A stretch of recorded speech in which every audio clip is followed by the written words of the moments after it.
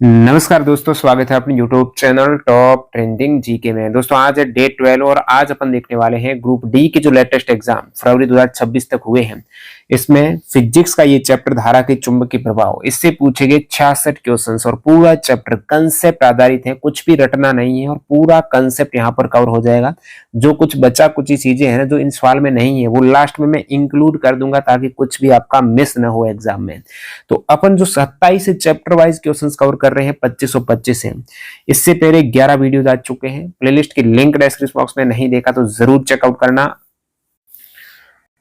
तो सवाल यहां पर स्टार्ट करें उससे पहले आपको बता दूं, ग्रुप डी में टोटल 2525 क्वेश्चंस पूछे गए हैं। हमने इनको एनसीईआरटी के 27 चैप्टर वाइज वर्गीकृत किया और ये आप पूरे 27 चैप्टर वाइज क्वेश्चंस हैं जो अब तक वीडियो आ भी चुके हैं, उन सभी की पीडीएफ एक साथ आपको हमारी वेबसाइट और ऐप पर मिल जाएगी। कूपन कोड आप TGRAM25 यूज करना है, सबसे कम प्राइस में आपको ये डील मिलने वाली है। लिंक डिस्क्रिप्शन बॉक्स में है, इस ऑफर का आप फायदा उठा सकते हो। देखिए पीडीएफ फॉर्मेट में रहेगी, इसका प्रिंट वर्जन इसी मेन पीडीएफ की, वैसे मेन पीडीएफ तो काफी ज्यादा पेजेस की है, लगभग 1500 पेज, लेकिन 370 पेज में प्रिंट वर्जन, इसके मेन पीडीएफ के पेज नंबर 4 में प्रिंट वर्जन की ड्राइव लिंक मिल जाएगी। इस क्यूआर कोड भी है तो उससे आप डाउनलोड कर पाएंगे अपने मोबाइल में, अपने लैपटॉप में, उसका प्रिंट करवा सकते हो। तो चलिए यहाँ पर सवालों का सिलसिला स्टार्ट करते हैं। तो आपके समक्ष पहला सवाल, किस वैज्ञानिक ने सुझाव दिया कि कोई चुंबक एक धारावाही चालक पर बराबर और विपरीत बल लगाता है? तो ये चीज आप देखते हो फ्लेमिंग का जो लेफ्ट हैंड रूल है वो आया कहां से? तो एक्चुअल में उसकी जरूरत तब पड़ी जैसे ये चुंबक है, चुंबक एक चुंबक के क्षेत्र उत्पन्न करता है और इस चुंबकीय क्षेत्र में यदि कोई धारावाही चालक है, जैसे एक तार आ रहा, वायर आ रहा है जिसमें करंट फ्लो हो रहा है, जिसे आप कह रहे हो धारावाही चालक, तो धारावाही चालक है। अब ये क्या कर रहा है, धारावाही चालक इस चुंबक पर बल लगा रहा है, इसके विपरीत दिशा पर, इसके विपरीत दिशा में चुंबक भी इस धारावाही चालक पर एक फोर्स अप्लाई कर रहा है।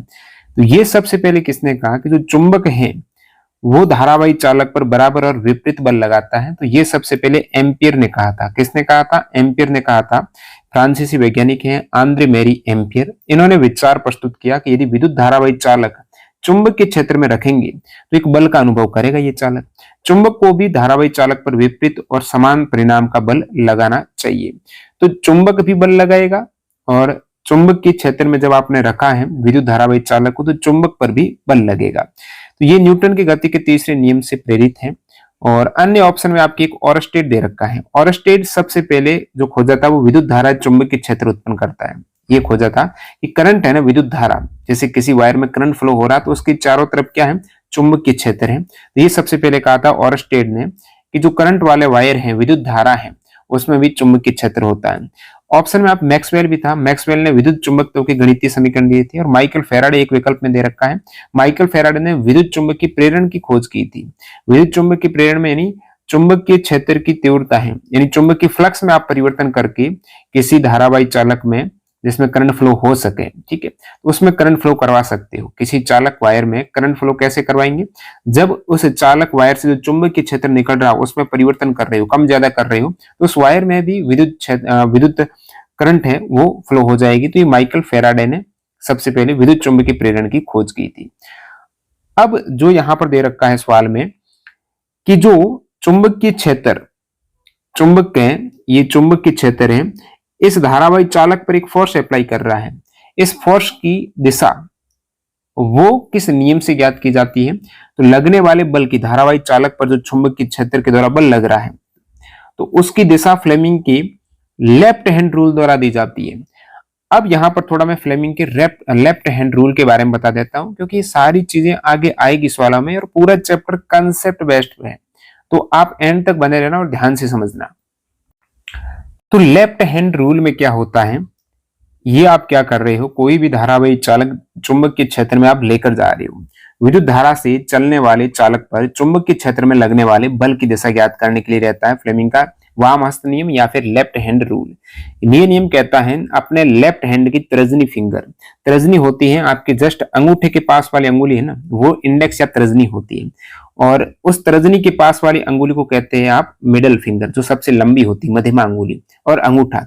इन तीनों को इस प्रकार 90 डिग्री के एंगल पर, तीनों के बीच का एंगल है वो 90 डिग्री का होना चाहिए। तो आप खुद एज्यूम करना अपने लेफ्ट हैंड की तीनों ही शुरुआती फिंगर, अंगूठा, इंडेक्स फिंगर और मध्यमा फिंगर, तो लंबवत तीनों को रखेंगे। उस केस में जो अंगूठा है ना वो चालक में बल की दिशा बताएगा, और जो सबसे लंबी अंगुली है ना मध्यमा, लंबी है तो ये करंट, विद्युत धारा को बताएगा, और जो विद्युत धारा की दिशा, ठीक है। और जो मिडिल वाली एक तरीके से इंडेक्स फिंगर है, मध्यमा और अंगूठे के बीच की फिंगर है ना इंडेक्स, तर्जनी अंगुली, ये चुंबकीय क्षेत्र की दिशा को बताएगा। यही कहता है आपका फ्लेमिंग का लेफ्ट हैंड रूल। और विद्युत मोटर में यही नियम अप्लाई होता है। विद्युत मोटर में जो चालक पर बल लग रहा है उसकी दिशा ज्ञात करने के लिए फ्लेमिंग का लेफ्ट हैंड रूल अप्लाई होता है। नेक्स्ट देखते हैं, और ध्यान देना ये बल अधिकतम कब होता है, जब चुंबकीय क्षेत्र और धारा की दिशा दोनों के बीच 90 डिग्री का एंगल हो, तब ये जो फोर्स लगता है ना चालक पर वो अधिकतम होता है। घरेलू परिपथ के संबंध में निम्नलिखित में से कौन से कथन सत्य हैं? सभी उपकरण समानांतर क्रम में जुड़े होते हैं, ये सही है। घरेलू परिपथ में अपने जितने भी उपकरण हैं वो समानांतर क्रम में जुड़े रहेंगे, क्योंकि प्रत्येक के लिए उनको 220 वोल्टेज चाहिए, उसके बाद करंट उनको अलग अलग चाहिए, तो समानांतर क्रम में करंट अलग अलग मिलती है, वोल्टेज फिक्स रहता है। घरेलू परिपथ में विद्युतमय, विद्युतमय का मतलब जो लाइव वायर है, लाइव वायर को आप प्लस वायर भी कहते हो, धनात्मक वायर भी कहते हो, इसे आप फेज भी कहते हो, ठीक है। ये विद्युतमय तार का अन्य नाम है। लाइव वायर धनात्मक वायर है या फिर फेज है। इस पर क्या हरे रंग की कोटिंग होती है? नहीं, हरे रंग का इंसुलेशन नहीं होता है इसमें। विद्युत में तार में जो इंसुलेशन होता है वो होता है लाल रंग का, लाल भूरे रंग का होता है, ठीक है, विद्युत में तार में। तो ये तो गलत चीज दे रखी है। परिपथ से जुड़ा फ्यूज उपकरणों से अत्यधिक धारा को गुजरने देता है। फ्यूज का मकसद ये हुआ कि अन्य उपकरणों की सुरक्षा करना। यदि करंट ज्यादा आ गई तो फ्यूज वहां पर एक तरीके से पिघल जाएगा और सर्किट टूट जाएगा, तो अन्य उपकरण की अत्यधिक धारा से सुरक्षा हो जाएगी, वो गुजरने थोड़ा ही देगा। ये भी गलत स्टेटमेंट है। घरेलू परिपथ में न्यूट्रल तार पर काले रंग का इंसुलेशन, ये करेक्ट है। जो न्यूट्रल वायर है जिसका वोल्टेज होता है 0, और जो फेज वायर है अपने घरों में जो आता है विद्युत में लाइव वायर जिसका वोल्टेज होता है 220 वोल्ट, तो ये दोनों वायर चलते हैं, और एक में फेज वायर में करंट आती है अपने घरों में, अपने घरों के उपकरणों में करंट गई, जैसे यहाँ पर करंट आपकी चली गई है, फ्रीज में चली गई। अब फ्रीज से वापस करंट जाएगी ना, वापस ट्रांसफार्मर में करंट जाएगी, वो इस न्यूट्रल वायर से होते हुए जाएगी जिसका वोल्टेज 0 है। तो झटका आपको कब लगेगा? जब आप ये लाइव वाला टच करेंगे वायर को। क्यों? क्योंकि इसका वोल्टेज 220 है और आपके शरीर का वोल्टेज 0 है, तो करंट आपके शरीर से होती हुई ग्राउंड में चली जाएगी, तो आपको झटका लगेगा। अब न्यूट्रल वायर में वोल्टेज ही नहीं है। वोल्टेज होता है जो इलेक्ट्रॉन को प्रभावित कराता है, धक्का देता है इलेक्ट्रॉन को। वोल्टेज विभव अंतर होगा ना, तो न्यूट्रल का 0, आपके शरीर का 0, विभव अंतर हुआ ही नहीं, तो इलेक्ट्रॉन धक्का नहीं है, तो करंट कहां से फ्लो होगा आपके शरीर में? तो यहां से झटका नहीं लगता न्यूट्रल में, ठीक है। और ये आपका लाइव वायर है 220 वोल्टेज का, जिसके ऊपर भूरे रंग या फिर लाल रंग की कोटिंग होती है। और जो न्यूट्रल वायर होता है उसे आप नेगेटिव कहते हो, न्यूट्रल को आप नेगेटिव कहते हो, या फिर इस पर आपका कोटिंग होती है काले रंग की। और जो हरे रंग की कोटिंग होती है ना, जो आप घरों में अर्थिंग करते हो, तो अर्थ वायर में कोटिंग होती है हरे रंग की। अर्थिंग क्यों की जाती है? आपके कोई भी विद्युत उपकरण में मान लेते हैं कि करंट लीक हो रहा है, तो लीक हो रहा है, जैसे मैं मान लेता हूं जो धातु की बॉडी बनी हुई है फ्रिज की, आपका रेफ्रिजरेटर है ना, उसकी बॉडी है पूरी धातु की बनी हुई, तो उसमें करंट लीक हो गया, तो आप टच करेंगे कहीं पर भी उस फ्रिज को, तो आपका झटका लगेगा। यदि आपकी अर्थिंग कर रखी है, अर्थिंग में क्या होगा, जो करंट है वो अर्थ में चला, पृथ्वी में चला जाएगा, जमीन में चला जाएगा, तो वो अर्थिंग होती है, विद्युत उपकरणों की सुरक्षा के लिए रहती है, घरों में की जाती है। तो यहाँ पर अगला सवाल देखते हैं। ये सारे मैंने चीज आपको बता दी है, लेकिन एक चीज है, घरेलू बिजली की आपूर्ति आपको पता होना चाहिए 220 विभवांतर पर की जाती है। इसकी आवृत्ति 50 हर्ट्ज होती है। 50 हर्ट्ज का मतलब क्या हुआ कि 1 सेकेंड में 50 चक्कर, ठीक है, 50 चक्कर, एक चक्कर में 2 बार, ये एसी का होता है, ठीक है। 1 सेकेंड में 50 चक्कर, यानी एक चक्कर में 2 बार धारा की दिशा बदलती है। तो एक चक्कर में 50 चक्कर है तो 100 बार धारा की दिशा बदलेगी, मतलब 1 सेकेंड में 100 बार धारा की दिशा बदलेगी। तो एक बार दिशा बदलने में 1/100 सेकेंड लग रहा है यहाँ पर। नेक्स्ट देखते हैं, वृत्तीय लूप के कारण चुंबकीय क्षेत्र के बारे में निम्नलिखित में से कौन सा कथन सत्य है। वर्ताकार जो लूप होता है उसके बारे में, क्षेत्र रेखाएं लूप के तल के समानांतर होती है, गलत है। लूप के जो लूप का तल है उसके समानांतर क्षेत्र रेखाएं नहीं होती है। लूप के परित प्रत्येक स्थान पर क्षेत्र एक समान होता है। लूप के परित, जैसे लूप के ये प्रत्येक स्थान पर क्षेत्र समान थोड़ा ही होगा, जैसे जैसे त्रिज्या बढ़ेगी तो वहां पर चुंबकीय क्षेत्र की तीव्रता घटेगी। केंद्र पर क्षेत्र रेखाएं वर्ती होती है, केंद्र पर तो सीधी होती है, वर्ती थोड़ी होगी, सेंटर पर तो सीधी होगी। क्षेत्र धारा और त्रिज्या पर निर्भर करता है, बिल्कुल। चुंबकीय क्षेत्र की तीव्रता है ना, करंट धारा कितनी आ रही है और त्रिज्या कितनी, जैसे जैसे दूर जाएंगे तो वहां पर तीव्रता कम हो जाएगी। तो वर्ताकार लूप के केंद्र पर चुंबकीय क्षेत्र रेखा सीधी और लूप के तल पर लंबवत होती है। तो केंद्र में क्षेत्र रेखाएं जैसे जैसे केंद्र में आएंगे ना तो ये बढ़ता जाएगा सर्कल, तो सर्कल बढ़ेगा तो सीधी हो जाएगी। एक आप जब किसी भी बिंदु पर चुंबकीय क्षेत्र की दिशा ज्ञात करनी तो वहां पर उसके ऊपर खींची जाती है आपकी स्पर्श रेखा, टेंजेंट। स्पर्श रेखा वहां पर सीधी हो जाएगी सेंटर में, तो सेंटर में तो सीधी होगी, वर्ताकार नहीं होगी, जो दे रखा आपके स्टेटमेंट में। और ध्यान दे, चुंबकीय क्षेत्र की तीव्रता एक तो धारा के समानुपाती, धारा ज्यादा चुंबकीय क्षेत्र की तीव्रता ज्यादा, एक लूप की त्रिज्या की व्युत्क्रमानुपाती होती है। धारावाही चालक लूप है उसकी त्रिज्या की व्युत्क्रमण, जितनी ज्यादा त्रिज्या होगी उतनी ही कम उसकी तीव्रता होगी। तो लूप में फेरों की संख्या बढ़ाएंगे तो चुंबकीय क्षेत्र की तीव्रता भी उतने गुना बढ़ जाएगी। घरेलू विद्युत परिपथ में फ्यूज का मुख्य उद्देश्य क्या है? फ्यूज है शॉर्ट सर्किट हो जाए या फिर ओवरलोडिंग अतिभार हो जाए, जैसे कि आपकी बहुत ज्यादा उपकरण है घर में, वो एक साथ आप चालू कर दो, एसी 2-3 चालू कर दो, मोटर चालू कर दे, तो उस केस में वहां पर लोडिंग बढ़ जाती है, तो वो भी फ्यूज है, वो काम आएगा। तो ओवरलोडिंग रोकना और उपकरण की सुरक्षा करना शॉर्ट सर्किट में फ्यूज काम आता है, क्योंकि फ्यूज में फिर गर्म होकर वो फ्यूज वायर पिघल जाता है, शीशा टिन का बना होता है, तो उसका गलनांक कम होता है तो पिघल जाएगा, पिघलेगा तो पूरा सर्किट को ब्रेक कर देगा। तो शॉर्ट सर्किट और ओवरलोडिंग में ये अपने घरेलू उपकरणों की सुरक्षा करता है, जूल के तापमान प्रभाव पर यह कार्य करता है। और ध्यान दें, फ्यूज को हमेशा लाइव वायर के साथ श्रेणी क्रम में जोड़ा जाता है। श्रेणी क्रम में जोड़ने का मकसद ये हुआ, श्रेणी क्रम में फ्यूज वायर पिघल गया तो पूरा सर्किट परिपथ ब्रेक हो जाएगा, समानांतर में वही केवल होगा, अन्य उपकरण चलते रहेंगे, इसलिए वो श्रेणी क्रम में रहता है।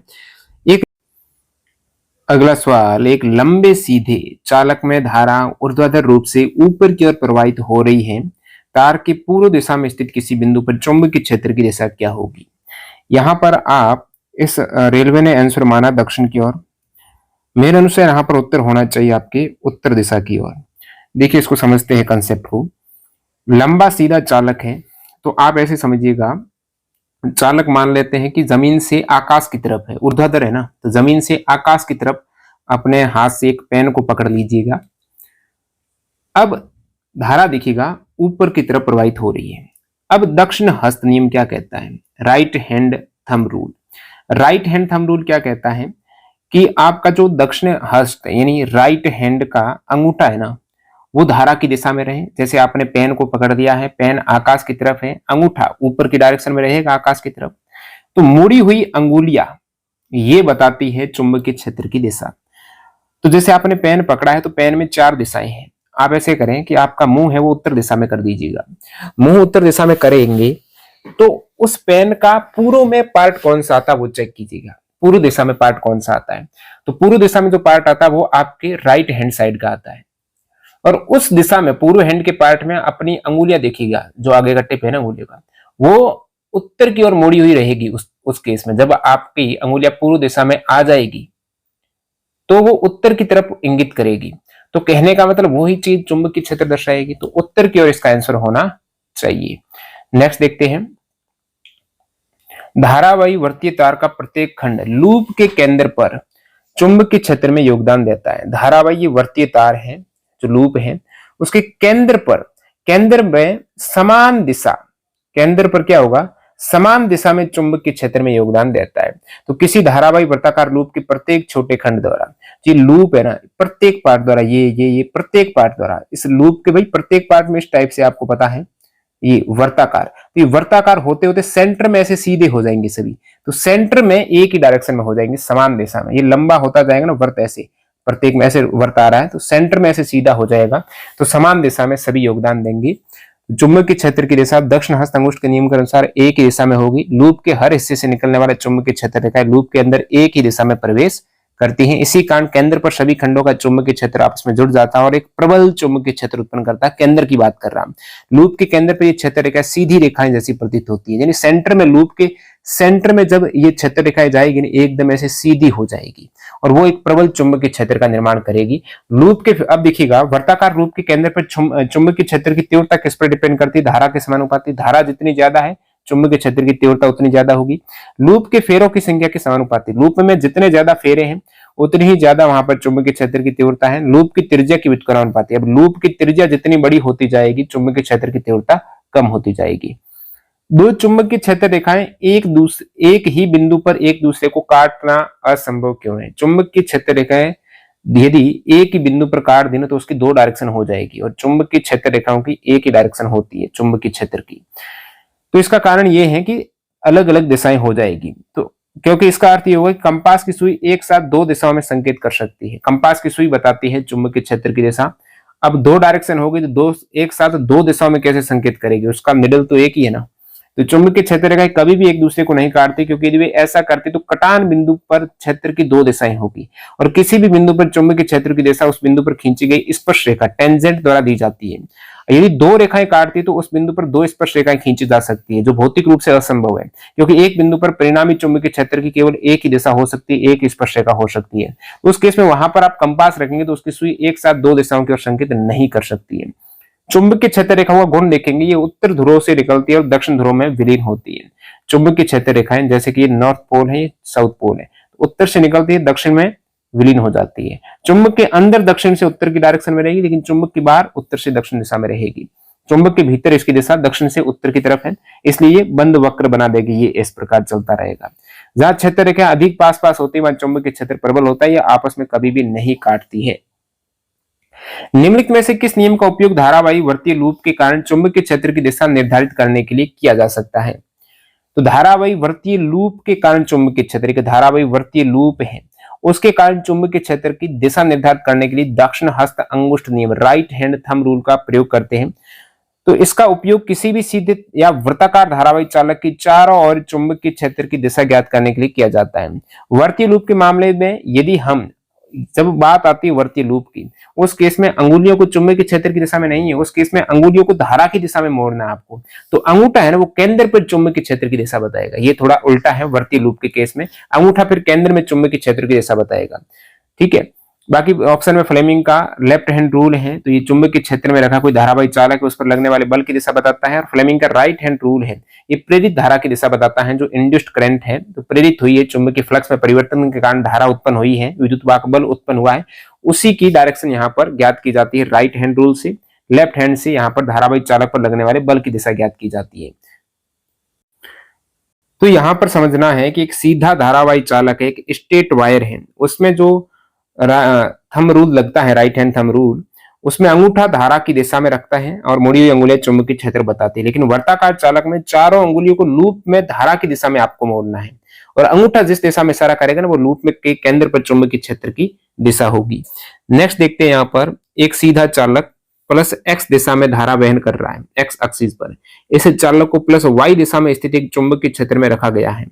चालक की गति की दिशा क्या होगी, यानी बल की दिशा ज्ञात करनी है। तो चालक की गति की दिशा आपको ज्ञात करनी है, तो फ्लेमिंग का लेफ्ट हैंड रूल आप काम मिलेंगे यहाँ पर। तो फ्लेमिंग का वाम हस्त नियम क्या कहता है उसको समझिए। तो मैंने क्या किया, एक्स अक्ष पर धारा की दिशा और वाई अक्ष पर आपका चुंबकीय क्षेत्र है, तो बल की दिशा वहां पर अंगूठा बताता है। फ्लेमिंग का लेफ्ट हैंड रूल है, तो अंगूठा बताता है चालक की गति या बल की दिशा। और इस केस में आपकी जो इंडेक्स फिंगर है, अंगूठे के पास की अंगुली है, तर्जनी अंगुली, वो बताती है आपके चुंबकीय क्षेत्र की दिशा। तो ये चुंबकीय क्षेत्र में आपकी तर्जनी अंगुली इस डायरेक्शन में रखनी है। धारा है तो ये मध्यमा अंगुली आएगी। अब आप खुद समझिएगा, इस प्रकार अपना लेफ्ट हैंड एडजस्ट कीजिएगा कि जो मध्यमा अंगुली है वो ये मिडिल फिंगर ऐसे रहे और इंडेक्स फिंगर ऐसे ऊपर है, तो अंगूठा आपका अपने आप ऊपर रहेगा। क्या कहाँ रहेगा, ऊपर। ऊपर कौन सा अक्ष है, जेड अक्ष नहीं है ऊपर, तो ये एक्स वाई ऊपर जेड अक्ष है, तो जेड अक्ष ऊपर की डायरेक्शन में, तो धनात्मक जेड। यदि नीचे रहता तो ऋणात्मक जेड होता, तो ये धनात्मक जेड दिशा रहेगी, इसकी करेक्ट आंसर हो जाएगा धनात्मक जेड। अगला सवाल, आर त्रिज्या की एक फेरे की कुंडली अपने केंद्र पर चुंबकीय क्षेत्र बी उत्पन्न करती है यदि समान तार को, पहले तो एक फेरा था, अब समान धारा आई वहन करने वाली एन फेरे, अब फेरे हो गए एन, और त्रिज्या हो गई यहाँ पर r/n। तो कुंडली में लपेटा जाए तो केंद्र पर नया क्षेत्र का मान ज्ञात करना है, तो नया क्षेत्र हो जाएगा n² हो जाएगा। इसका फॉर्मूला जब अपन बात करते हैं वर्ताकार लूप के केंद्र पर चुंबकीय क्षेत्र का, अपन को सूत्र है ना वो इस प्रकार लेना पड़ेगा। वर्ताकार लूप के केंद्र में चुंबकीय क्षेत्र बराबर μ0I/2r। r यहाँ पर लूप की त्रिज्या होती है। फर्स्ट केस में आप बात करेंगे तो r त्रिज्या थी और आपका एक ही फेरा था, तो एक फेरा था। सेकंड केस में यहाँ पर फेरे हो गए आपके n हो गई, त्रिज्या r/n हो गई। तो सेकंड केस में आप b निकालेंगे ना, तो μ0 तो वही रहेगा, एक फिक्स स्थिरांक है, I समान धारा है, 2 r के स्थान पर आपको लेना क्या है, r/n लेना है, तो r/n हो जाएगा। तो यहाँ पर n अपने आप ऊपर चला जाएगा, तो मैं r और ऊपर n करता हूं। यहाँ पर एक फेरा था तो कोई दिक्कत नहीं थी, अब फेरे हो गए n तो इसको n से गुणा करना पड़ेगा ना, n फेरा, तो n ये तो आपके त्रिज्या के कारण r/n के कारण n लिया है, और ये n गुणा और हुई है तो एक बार इसको n से और गुणा करना पड़ेगा, तो ये n² हो जाएगा। पहला जो b था उसका n² हो गया, ये n² हो गया। नेक्स्ट देखते हैं यहाँ पर, निम्नलिखित में से कौन सा नियम धारावाही वर्ताकार लूप द्वारा उत्पन्न चुंबकीय क्षेत्र की दिशा को निर्धारित करता है। बार बार आ रहा है, धारावाही वर्ताकार लूप के द्वारा उत्पन्न चुंबकीय क्षेत्र की दिशा के लिए राइट हैंड थंब रूल रहता है, राइट हैंड थंब रूल रहता है। और right hand thumb rule loop के केस में थोड़ा अलग होता है। यदि दाहिने हाथ की अंगुलियों को धारा की दिशा में मोड़ा जाए, यहाँ पर अंगुलियों को आपको धारा की दिशा में मोड़ना पड़ेगा राइट हैंड की, तो अंगूठा लूप के अंदर उत्पन्न चुंबकीय क्षेत्र की दिशा को दर्शाता है। यह नियम वर्ताकार लूप तथा सीधे चालक दोनों पर लागू होता है और चुंबकीय क्षेत्र की दिशा ज्ञात करने में सहायक है। नेक्स्ट अपन देखते हैं, धारावाही वर्ताकार लूप के केंद्र पर चुंबकीय क्षेत्र की दिशा, ये सेम सवाल है, तो आप कहेंगे दक्षिण हस्त अंगुष्ठ नियम से, राइट हैंड थंब रूल से इसको अपन फाइंड आउट करते हैं। अगला सवाल देखते हैं, निम्नलिखित कथनों का कौन सा सही है। दक्षिण हस्त अंगुष्ठ नियम एक सीधे चालक के प्रेरित चुंबकीय क्षेत्र की दिशा बताता है, बिल्कुल सीधे चालक के चारों तरफ चुंबकीय क्षेत्र की दिशा भी बताता है, और यदि लूप है ना धारावाही उसमें भी बता देगा। सेकेंड है, दक्षिण हस्त अंगुष्ठ नियम वर्तीय लूप पर लागू नहीं किया जा सकता। वर्तीय लूप पर लागू होता है, वर्तीय लूप पर लागू तो होता है, ये बोल रहा लागू नहीं किया जा सकता, ये तो गलत बात है। वर्तीय लूप पर अंगुली चुंबकीय क्षेत्र आपकी धारा की दिशा में रहेगी। चुंबकीय क्षेत्र में किसी चालक पर लगने वाले बल को ज्ञात करने के लिए दक्षिण हस्त अंगुष्ठ नियम, चुंबकीय क्षेत्र में कोई धारावाही चालक उस पर फोर्स अप्लाई होता है ना उसे चुंबकीय क्षेत्र के कारण, तो उसके लिए अपन फ्लेमिंग का लेफ्ट हैंड रूल काम में लेते हैं, न कि दक्षिण हस्त अंगुष्ठ नियम, ये तो गलत है। सीधे चालक पर दक्षिण हस्त अंगुष्ठ नियम लागू नहीं किया जा सकता, ये लागू किया जा सकता है सीधे चालक पर, ये भी गलत है, तो 1 नंबर वाला स्टेटमेंट आपका करेक्ट हो जाएगा। धारावाही वर्ताकार लूप के केंद्र पर चुंबकीय क्षेत्र, तो वर्त के केंद्र पर चुंबकीय क्षेत्र है ना, धारावाही बार बार वर्ताकार लूप के बारे में आ रहा है, तो वो हमेशा धारा के समानुपाती होगा, धारा के समानुपाती, लेकिन उस त्रिज्या की व्युत्क्रमानुपाती होगा। ठीक है, तो ये देख सकते हो त्रिज्या r की व्युत्क्रमानुपाती प्रवाहित धारा के अनुक्रमानुपाती है, और फेरों की संख्या जितनी ज्यादा होगी उतना ही ज्यादा प्रबल रहेगा। त्रिज्या के वर्ग पर निर्भर नहीं है, धारा के वर्ग पर नहीं है, डायरेक्टली धारा के समानुपाती है, और वर्ताकार लूप की त्रिज्या के समानुपाती व्युत्क्रमानुपाती है, वर्ग का नहीं है, वो भी व्युत्क्रमानुपाती त्रिज्या के। ये देख सकते हो b बराबर μ0I/2r, तो ये त्रिज्या की व्युत्क्रमानुपाती है, धारा के समानुपाती है। ये आपका चुंबकीय क्षेत्र है, μ0 है चुंबकीय पारगम्यता है, I आपका धारा है अपॉन 2r, तो r आपके यहाँ पर त्रिज्या है, तो त्रिज्या की व्युत्क्रमानुपाती धारा के समानुपाती होता है। अगला सवाल, धारावाही परिनालिका के अंदर चुंबकीय क्षेत्र रेखाओं की दिशा के बारे में कौन सा स्टेटमेंट सही है। देखिए, धारावाही परिनालिका होती है ना, जिसमें इस प्रकार से कुंडली है, ये काफी फेरे होते हैं, ये कुंडली है, तो ये चालक वायर की कुंडली है, तो इसके अंदर चुंबकीय क्षेत्र रेखा है, ये एज ए बार मैग्नेट छड़ चुंबक की भांति काम करती है, धारावाही परिनालिका है, बिल्कुल छड़ चुंबक है, जो चुंबक का नॉर्थ पोल इधर ये साउथ पोल हो जाएगा। जिस प्रकार छड़ चुंबक में आप देखते हो कि जो चुंबकीय क्षेत्र रेखाएं हैं वो नॉर्थ से साउथ पोल बाहर की डायरेक्शन में रहती है, ये बोल रहा अंदर है साउथ से नॉर्थ पोल, और अंदर ये सभी क्षेत्र रेखाएं समानांतर हो जाएगी, बाहर इस टाइप से रहेगी लेकिन अंदर ये समानांतर होगी, ये इसका अक्ष है, अक्ष के अनुदिश हो जाएगी, उसके समानांतर हो जाएगी, अंदर इसकी डायरेक्शन साउथ से नॉर्थ पोल होगी, तो चुंबकीय क्षेत्र रेखा परिनालिका की दक्षिण ध्रुव से उत्तर ध्रुव तक समानांतर रहेगी, अक्ष के अनुदिश रहेगी। ये वाला डी करेक्ट होना चाहिए। यहां पर मिस्टेक की है टाइपिंग, तो सी को करेक्ट लिख दिया, हालांकि इसका डी सही होगा।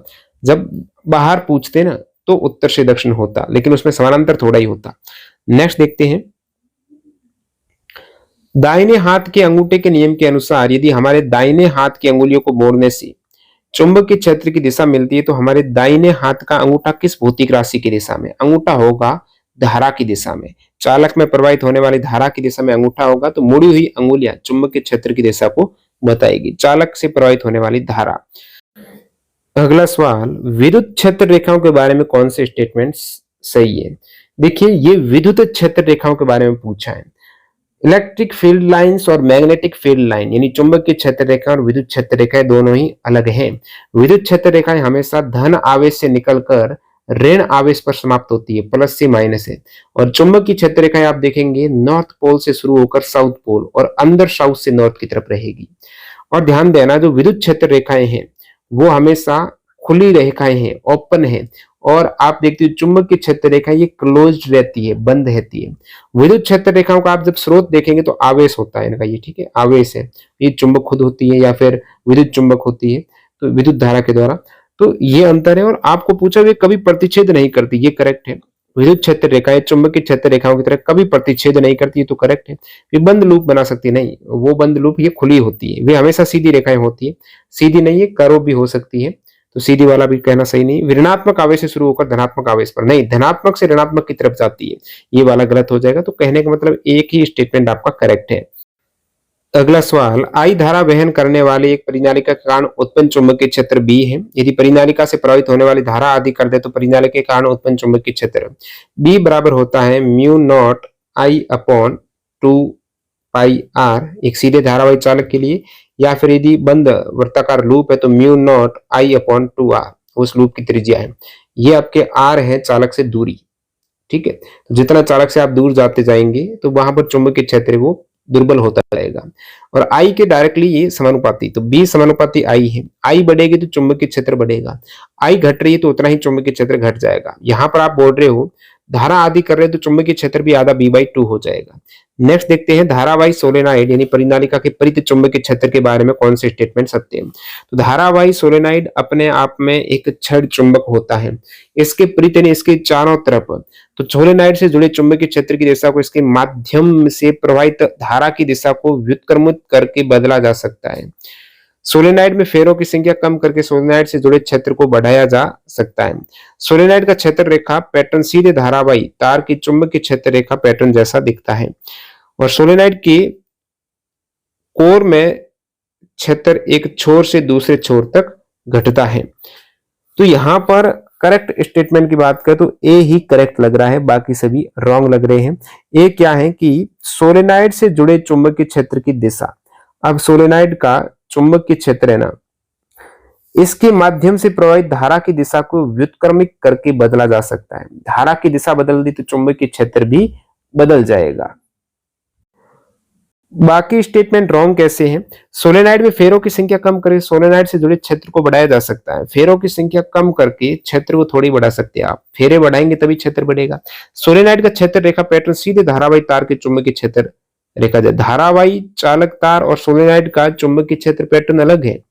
सोलेनाइड का तो पैटर्न बिल्कुल छड़ चुंबक जैसा है, धारावाही चालक तार जैसा नहीं है। छड़ चुंबक होता है ना उसकी तरह है, और सीधी तार होती है तो उसमें बिल्कुल एक सेकेंडरी वर्त में चुंबकीय क्षेत्र रहता है।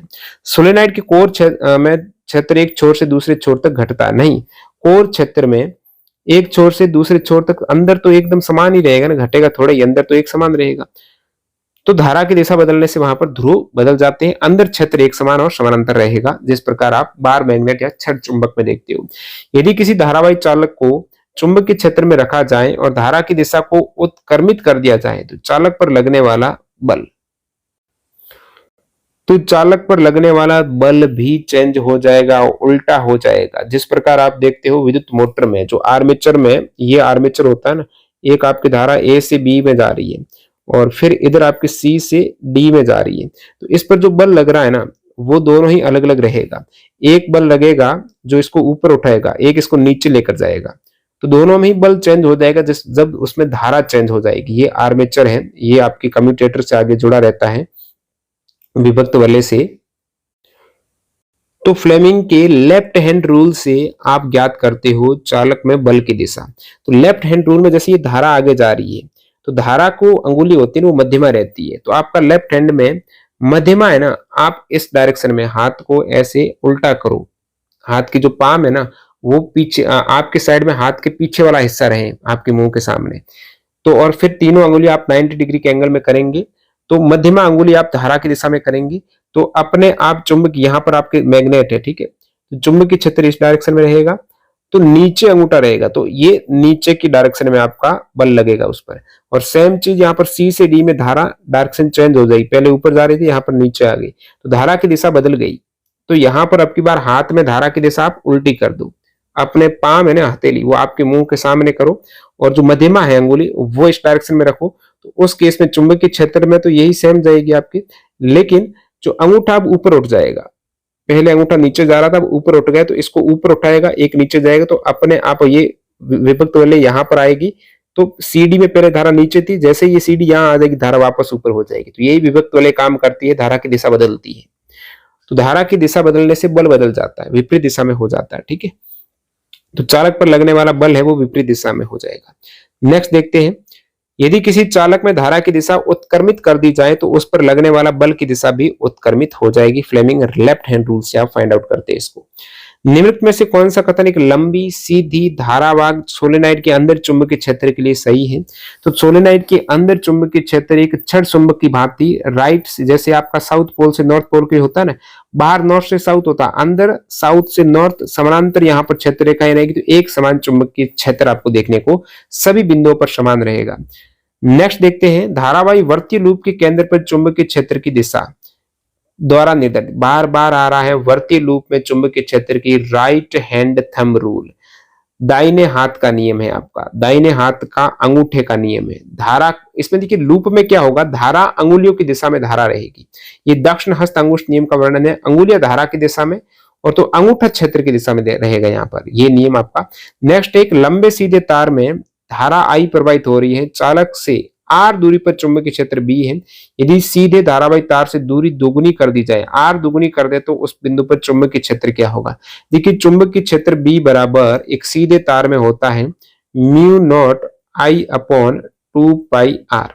आर आपकी दूरी है चालक से, चालक से दूरी आपने दोगुनी कर दी, दूरी आप बढ़ाएंगे तो चुंबकीय क्षेत्र घट जाएगा। तो इसको दोगुनी करने पर अब नया जो चुंबकीय क्षेत्र आया म्यू नॉट आई आप सेम रख रहे हो, 2 पाई आर आप कर रहे हो दुगुना यानी 2 आर कर रहे हो।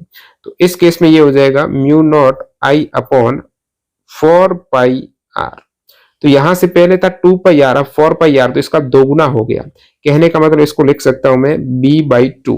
b को नीचे 2 से भाग देंगे तो आपका 2 दूनी 4 हो जाएगा 4 पाई आर, तो b/2 हो जाएगा, b/2 हो जाएगा। नेक्स्ट देखते हैं, एक सीधे तार के चारों ओर चुंबकीय क्षेत्र की तीव्रता, एक सीधा वायर है उसके चारों ओर चुंबकीय क्षेत्र की तीव्रता दूरी बढ़ने पर घटेगी ना, पर निर्भर करती है। तार का प्रतिरोध, धारा और तार से दूरी, बिल्कुल धारा पर तार की दूरी दोनों पर ही डिपेंड करेगी। एक तो धारा कितनी आ रही है, कितने एम्पियर धारा आ रही है, दूसरी बात चुंबकीय क्षेत्र एक ये सेकेंडरी वर्त बनाता है। जैसे जैसे इस चालक तार से आप दूर होते जाएंगे तो दूरी बढ़ने से चुंबकीय क्षेत्र है ना उसकी तीव्रता कम होती जाएगी, तो ये दूरी आर होती है। तो ये व्युत्क्रम है, आई आपके समानुपाती है। एक समान चुंबकीय क्षेत्र में रखे धारावाही चालक पर लगने वाले बल का परिमाण किस स्थानिक स्थिति में सर्वाधिक पाया जाता है? तो एक समान चुंबकीय क्षेत्र में आपने धारावाही चालक रखा है तो फ्लेमिंग का लेफ्ट हैंड रूल वहां पर भी काम में ले सकते हो, किसमें? बल ज्ञात करने के लिए। लेकिन इसका फॉर्मूला है F बराबर ILB sine theta, ILB sine theta. Sine theta की वैल्यू अधिकतम होगी थीटा बराबर 90 डिग्री, लंबवत होगा, तो ये F ILB साइन थीटा रहता है। ILB साइन थीटा, जिसमें साइन थीटा वैल्यू 1 कब आती है? जब थीटा 90 डिग्री हो। तो बल उस केस में अधिकतम होगा जब धारा और क्षेत्र एक दूसरे की लंबवत होंगी। ये बताता है थीटा कि धारा और चुंबकीय क्षेत्र के बीच का एंगल कितना हो। धारा और चुंबकीय क्षेत्र के बीच का एंगल 90 डिग्री हो तब उस पर सबसे ज्यादा बल लगेगा, ठीक है। समानांतर में बल नहीं लगेगा भाई। जब थीटा 0 डिग्री हो जाएगा, जिस डायरेक्शन में धारा उसी डायरेक्शन में चुंबकीय क्षेत्र है, तो थीटा 0 डिग्री और साइन 0 का मान 0 होता है, तो 0 का मान 0 होगा तो ये पूरी वैल्यू 0 हो जाएगी फोर्स। लेकिन theta 90 degree, sine theta 90 degree में साइन 90 डिग्री बराबर 1 होगा, ठीक है। उस केस में ये 1 होगा तो अधिकतम होगा ILB। चुंबकीय क्षेत्र में धारावाही चालक पर लगने वाले बल के बारे में निम्नलिखित में से कौन सा कथन सही है? ये बल चालक में प्रवाहित धारा से स्वतंत्र होता है। तो ये बार बार आपको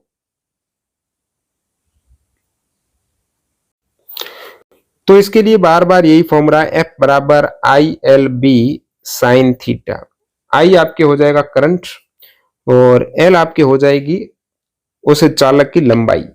भाई चालक की लंबाई बढ़ाएंगे तो उस पर फोर्स बढ़ेगा, क्योंकि लंबाई जितनी ज्यादा होगी उतनी ही ज्यादा वो चुंबकीय क्षेत्र में रहेगी।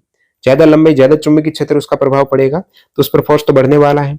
और B आपका चुंबकीय क्षेत्र हो जाएगा। तो फोर्स चुंबकीय क्षेत्र ज्यादा तो फोर्स ज्यादा, लंबाई ज्यादा तो ज्यादा चुंबकीय क्षेत्र में रहेगी, फोर्स ज्यादा, करंट ज्यादा तो फोर्स ज्यादा। साइन थीटा, जब ये आपका चुंबकीय क्षेत्र और धारावाही चालक करंट की दिशा दोनों 90 डिग्री में रहेगी ना, तब आपका सबसे अधिक रहेगा फोर्स। तो ये आपके इस फॉर्मूले से सारा कंसेप्ट क्लियर हो जाता है। ये बल चालक में प्रवाहित धारा से स्वतंत्र होता है। धारा का समानुपाती होता है, स्वतंत्र कैसे होगा? किसी धारावाही चालक पर लगने वाला बल चुंबकीय क्षेत्र में चालक की लंबाई के समानुपाती, बिल्कुल लंबाई के समानुपाती। L आपकी लंबाई है, चालक की लंबाई। बल चालक के प्रतिरोध पर निर्भर करता है, प्रतिरोध तो कहीं पर भी नहीं है। तो पूछा है कौन सी सही है, तो सही तो आपका B है। किसी चालक पर बल चुंबकीय क्षेत्र की दिशा के अनुदिश होता है, नहीं, दिशा के अनुदिश बल 0 होगा। चुंबकीय क्षेत्र की दिशा और बल की दिशा एक हो गई, साइन थीटा आपका 0, और साइन थीटा 0 में उत्तर पूरा 0 हो जाएगा फोर्स में। नेक्स्ट देखते हैं, निम्नलिखित में से कौन सा डिवाइस चुंबकीय क्षेत्र में धारावाही चालक पर बल के सिद्धांत पर कार्य करता है? तो धारावाही चालक पर बल, तो वो आपकी विद्युत मोटर की पूरी संरचना आपको समझाता हूं ताकि आपको पता चले कि विद्युत मोटर कार्य कैसे करती है। तो विद्युत मोटर में एक्चुअल में एक आपका चुंबक होता है, और ये मान लेते हैं इस प्रकार से, ये यू आकार का एक नाल चुंबक है, ये नॉर्थ पोल, ये साउथ पोल है। इसके बीच में आप आर्मेचर रखते हो, नरम लोक रोड का बना हुआ है। अब इस आर्मेचर से मैं पूरी स्ट्रक्चर आपको बताता हूं। ये जो हमारी एनसीईआरटी 9th-10th की पूरी 31 चैप्टर वाली ई बुक है, उसी का पोर्शन आपको दिखा रहा हूं। विद्युत मोटर एक ऐसा यंत्र है जो विद्युत ऊर्जा को यांत्रिक ऊर्जा में परिवर्तित करता है। अब विद्युत ऊर्जा से आप घूर्णन गति करवा रहे हो। सिद्धांत इसका क्या है? चुंबक की प्रभाव है। चुंबक की प्रभाव है जिसमें 3 सिद्धांत आते हैं। माइकल फैराडे का विद्युत चुंबक की प्रेरण है, फ्लेमिंग का आपका लेफ्ट हैंड रूल है, और मैक्सवेल का पेशकश सिद्धांत है। तो सिद्धांत ये है कि जब किसी विद्युत धारावाही चालक को आप चुंबकीय क्षेत्र में रख रहे हो तो उस पर एक बल लगता है, उसी बल के कारण वो घूर्णन करता है, और घूर्णन से आपकी विद्युत ऊर्जा एज आपकी यांत्रिक ऊर्जा में कन्वर्ट हो रही है। तो इसकी कार्य प्रणाली को ऐसे समझिएगा, जैसे ये आपकी दो एक ही चुंबक है, ये एक नाल चुंबक की भांति ऐसे रहता है। ये नॉर्थ पोल है, ये आपका साउथ पोल हो जाएगा। तो इसके बीच में आपने क्या रखा? एक धारावाही जो आर्मेचर रख दिया है, जिससे करंट प्रवाहित हो रही है। ये नरम लोक रोड का बना होता है, और इसके ऊपर भी फिर इस प्रकार कुंडलित रहती है, कॉपर वगैरह वायर रहती है। जितनी ज्यादा यहाँ पर कुंडलित वायर रहेगी उतनी ज्यादा प्रबल ये क्षेत्र उत्पन्न कर पाएगा। अब आप देखेंगे इसके जो भाग होते हैं, ये आपका आर्मेचर हो गया, ये आर्मेचर है, ये घूर्णन करता है। कैसे घूर्णन करेगा? ये चुंबकीय क्षेत्र इस पर एक बल लगाएगा, चुंबकीय क्षेत्रीय बल लगेगा तब ये घूर्णन करेगा। तो चुंबकीय क्षेत्र जो बल अप्लाई कर रहा है वो फ्लेमिंग की लेफ्ट हैंड रूल से आप देखते हो कि किस डायरेक्शन में बल लगता है। तो यहाँ पर आपने आर्मेचर को किससे कनेक्ट कर दिया? ये विभक्त वाले हैं, कम्यूटेटर हैं, ये धारा की दिशा बदलते हैं कम्यूटेटर, ठीक है। इस कम्यूटेटर के टच में है आपके ये बुर्स है, इसके साथ वेल्ड नहीं हो रखे कम्यूटेटर, केवल संपर्क में है, टच से है। कम्यूटेटर घूमेगा लेकिन बुर्स यहीं पर रहेगा, ठीक है, ये समझिएगा। ये धारा की दिशा बदलने में काम आते हैं। कम्यूटेटर के जो विभक्त वाले है ना, तो स्पिल्ट रिंग के अंदर है ना, ये विद्युत रोधी है, अंदर विद्युत रोधी है। अब ये आपका धुरी है। नेक्स्ट यहां पर होगा क्या कि करंट से ही आप इसका घूर्णन करा रहे हो, विद्युत ऊर्जा को यांत्रिक ऊर्जा में बदल रहे हो। ये आपका करंट है। अब करंट आपके प्लस से माइनस की डायरेक्शन में आता है ऐसे, ये आपका करंट इस प्रकार आगे बढ़ रहा है, तो ये पूरा परिपथ बना रहा है। अब करंट की डायरेक्शन ए से बी और इस प्रकार होती हुई सी से डी की तरफ है। तो सबसे पहले अपन फ्लेमिंग का लेफ्ट हैंड रूल यहां पर अप्लाई करें। तो फ्लेमिंग का लेफ्ट हैंड रूल क्या कहता है कि अपना जो लेफ्ट हैंड है ना, उसमें जो सबसे पहले अपन धारा की दिशा की बात करें तो धारा की दिशा मध्यमा अंगुली, तो मध्यमा अंगुली को आप रखिएगा इस वायर के डायरेक्शन में, मध्यमा इस वायर के डायरेक्शन में रहेगी। तो ये चुंबकीय क्षेत्र है, ये आपका चुंबकीय क्षेत्र है, ठीक है। ये बाहर की डायरेक्शन में, ऐसा नहीं आप कहेंगे साउथ से नॉर्थ पोल है, वो अंदर होता है। चुंबक के अंदर थोड़ी, चुंबक तो ऐसे नाल चुंबक है ना, चुंबकीय क्षेत्र ऐसे ही रहना, नॉर्थ टू साउथ है। तो नॉर्थ से साउथ की साइड में चुंबकीय क्षेत्र है। तो आपने अपनी फिंगर्स को ऐसे रखा है, ठीक है। तो यहाँ पर ये मध्यमा अंगुली इस प्रकार रखी है, तो ये चुंबकीय क्षेत्र तर्जनी अंगुली, तो अंगूठा नीचे जाएगा, अंगूठा नीचे चला गया, तो यहां से आप समझेंगे कि ये नीचे की डायरेक्शन में बल अप्लाई हो रहा है, अंगूठा नीचे की डायरेक्शन में। सीडी में धारा ऐसे है, अब धारा ऐसे है तो आप अपनी पाम को अपने मुंह के डायरेक्शन में रखिएगा और मध्यमा अंगुली आपके जस्ट सामने रहेगी, इंगित होगी, और जो तर्जनी है वो इस डायरेक्शन में रहेगी, ये मध्यमा रहेगी, तो अंगूठा ऊपर रहेगा, तो ये ऊपर, तो इसको नीचे बल और इसको ऊपर, तो अपने आप ऊपर और नीचे होगा, तो ये रोटेट करेगा कि नहीं करेगा। जैसे ही रोटेट करेगा तो यहां पर डी आ जाएगा, यहां पर सी आ जाएगा, यहां पर आपका बी आ जाएगा, यहां पर ए आ जाएगा। अब इस केस में आप कहेंगे पहले इस सीडी पर धारा इस डायरेक्शन में थी, अब यहां पर ये विभक्त वलय चेंज हो गया तो धारा की डायरेक्शन चेंज हो गई, तो धारा की डायरेक्शन बदलना अनिवार्य है। धारा की दिशा नहीं बदली तो वापस ये रोटेट इस डायरेक्शन में कर लेगा। आपको तो पूरा घूर्णन कराना है, आधा थोड़ा ही कराना। जैसे ही आधा घूर्णन हो जाता है धारा की दिशा बदल जाती है। धारा की दिशा कौन बदलता है? ये कम्यूटेटर बदलता है, ये स्पिल्ट रिंग बदलती है धारा की दिशा। इसके साथ में कार्बन बुश कनेक्ट है और कार्बन बुश है विद्युत का चालन करते हैं। तो यहाँ पर धारा की दिशा बदल गई। प्रत्येक आधे चक्कर में धारा की जैसे ही दिशा बदली वापस वही नियम, ये नीचे ये आपका ऊपर है, तो इस प्रकार वो घूमता जाएगा। तो ये घूर्णन करना ही आपका विद्युत मोटर का कार्य हो जाएगा। सवाल तक क्या था? चुंबकीय क्षेत्र में धारावाही चालक पर बल के सिद्धांत पर ये विद्युत मोटर काम करती है। आपका चुंबकीय क्षेत्र था, ये धारावाही चालक था, आर्मेचर आपकी करंट प्रवाहित हो रही थी, इस पर फोर्स अप्लाई हो रहा था, तो ये घूर्णन गति कर रही है। यही विद्युत मोटर का सिद्धांत है। नेक्स्ट देखते हैं, एक धारावाही सीधे चालक को एक समान चुंबकीय क्षेत्र के समानांतर रखा गया है। चालक पर लगने वाला बल, अब देखिएगा धारावाही चालक और चुंबकीय क्षेत्र दोनों के बीच में एंगल है 0 डिग्री। दोनों के बीच में एंगल होना चाहिए, आप देखते हो F बराबर ILB साइन थीटा। दोनों ही यहाँ पर चुंबकीय क्षेत्र आपका B और करंट I दोनों ही समानांतर है, तो I और B के बीच में एंगल 0 है, तो आप कहेंगे F बराबर ILB sine 0 degree. Sine 0 degree का मान 0 ही होता है, तो F बराबर ILB गुणा 0, तो F बराबर 0 हो गया, तो लगने वाला बल 0 हो जाएगा। इस केस में 90 डिग्री होता है ना, मतलब आपका चुंबकीय क्षेत्र और करंट दोनों ही 90 डिग्री के एंगल में होते तो बल अधिकतम होता।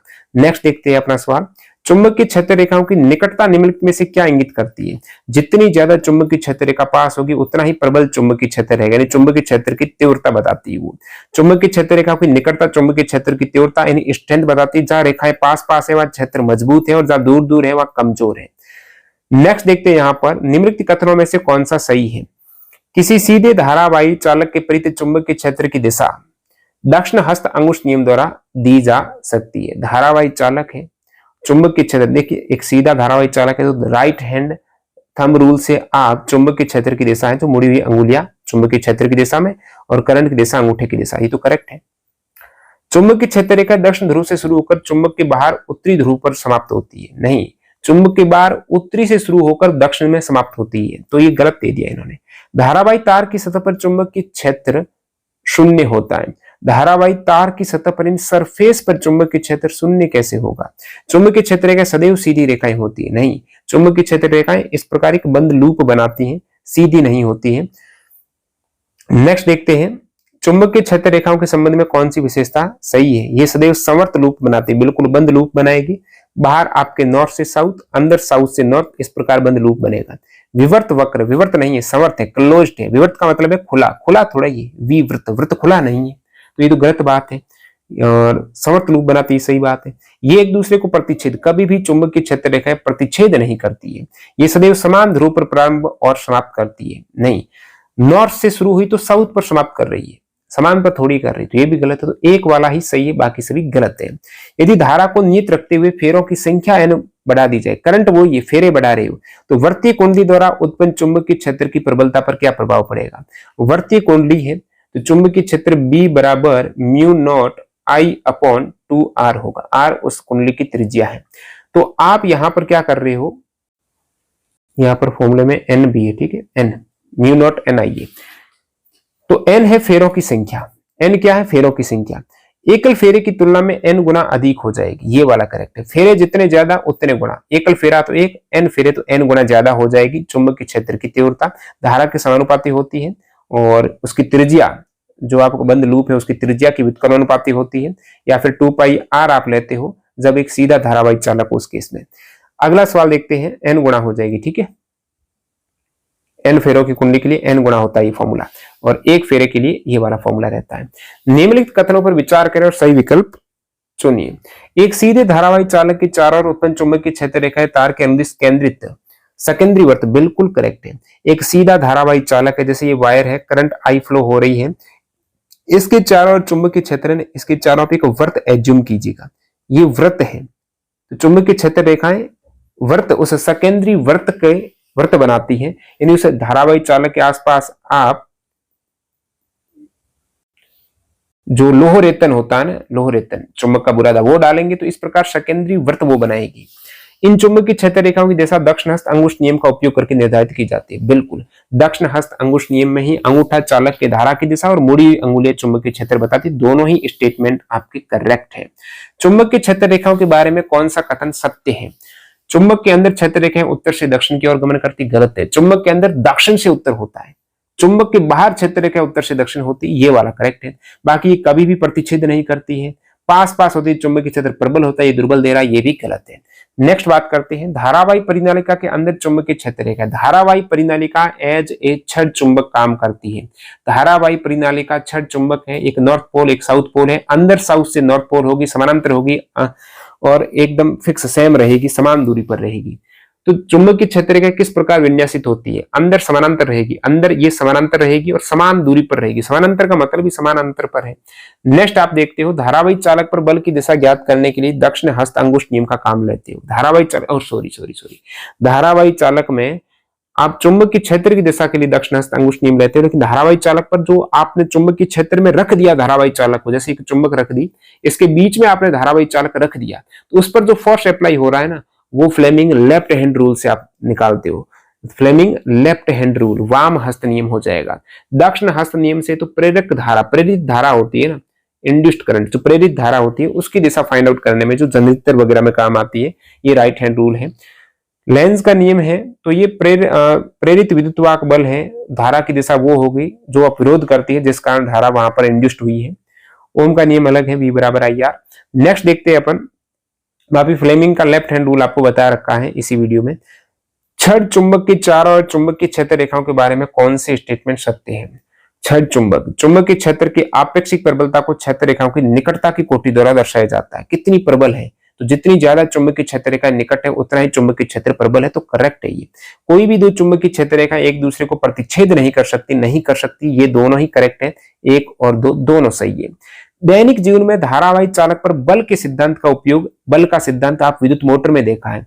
धारावाहिक चालक है, आर्मेचर है, उसमें ये दो एक चुंबक के बीच में रखा है नॉर्थ और साउथ पोल के, तो इस पर जो फोर्स अप्लाई हो रहा है वो फ्लेमिंग लेफ्ट हैंड रूल से आप फाइंड आउट करते हो, जिसमें अपने लेफ्ट हैंड की तीनों फिंगर्स, जैसे अंगूठा है, आपका इंडेक्स फिंगर है और मिडिल फिंगर है, 90 डिग्री के एंगल पर रख दे तो अंगूठा ये बल की दिशा को बताता है, ठीक है, और मिडिल फिंगर बताती है आपकी जो मध्यमा अंगुली है वो धारा की दिशा, और तर्जनी अंगुली इंडेक्स फिंगर है वो आपके बताती है चुंबकीय क्षेत्र की दिशा। और यहां पर ये क्या दे रखा है, तो विद्युत मोटर हो जाएगी। विद्युत मोटर काम में लाई जाती है कि धारावाहिक चालक पर बल के सिद्धांत पर। जनित्र में तो ये प्रेरित विद्युत प्रेरण सिद्धांत है, ठीक है। यदि एक सीधे चालक में प्रवाहित धारा को दुगुना कर दिया जाए तो उसमें दी चुंबकीय क्षेत्र भी दुगुना हो जाएगा। B बराबर म्यू नॉट सीधे चालक में I/2πr, n फेरे तो वहां पर वो उसमें होगा, कुंडली में होगा, इधर आपका 2πr है, तो यहां पर ये I के समानुपाती है चुंबकीय क्षेत्र। I आप दुगुना कर रहे हो तो चुंबकीय क्षेत्र भी दुगुना, I आधा कर रहे हो तो चुंबकीय क्षेत्र भी आधा हो जाएगा वहां पर। किसी परिनालिका के अंदर चुंबकीय क्षेत्र के बारे में निम्नलिखित में से कौन सा कथन सत्य है? परिनालिका के अंदर चुंबकीय क्षेत्र है, एकदम समानांतर रेखाएं रहेगी, वहां पर एक समान चुंबकीय क्षेत्र रहेगा, तो एक समान समानांतर सीधी रेखाओं के रूप में होता है, जिस प्रकार बार मैग्नेट में होता है। एक सीधे धारावाहिक चालक के प्रति चुंबकीय क्षेत्र, धारावाहिक चालक के प्रति चुंबकीय क्षेत्र है इस सेकेंडरी वर्त के रूप में रहेगा। एक केंद्र, ये धारावाहिक चालक एक पॉइंट केंद्र हो जाएगा और एक सर्कल बनाएगा, चालक के प्रति सेकेंडरी वर्त बनाता है।